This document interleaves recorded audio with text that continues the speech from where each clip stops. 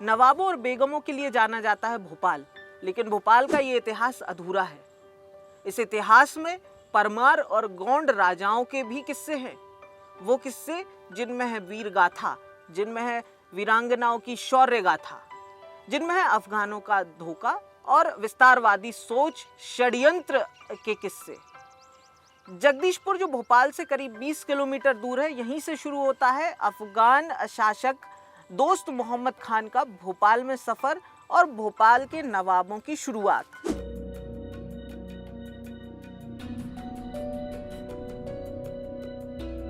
अठारहवीं शताब्दी के शुरुआती सालों से ही अफगान सरदार दोस्त मोहम्मद खान के जगदीशपुर रियासत पर आक्रमण शुरू हुए।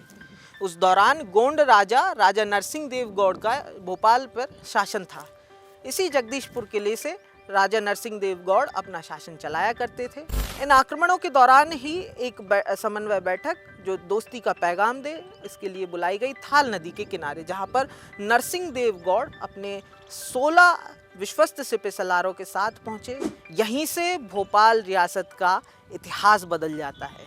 यहीं थाल नदी से ही भोपाल नवाबों का इतिहास शुरू हो जाता है और इसी बैठक के दौरान राजपूत वीरांगनाओं की शौर्य की गाथा लिखी जाती है। इस दोस्ती के शामियाने में धोखे से राजा नरसिंह देव गौड़ को उनके साथियों के साथ अफगान सरदार ने मौत के घाट उतार दिया। उस दिन इतना खून बहा कि कहा जाता है कि थाल नदी खून से लाल हो गई और उसी के बाद से उस थाल नदी को हलाली नदी के नाम से जाना जाने लगा। उस दिन एक संघर्ष चल रहा था थाल नदी के किनारे, तो दूसरा संघर्ष यहाँ गोंड महल के अंदर हो रहा था।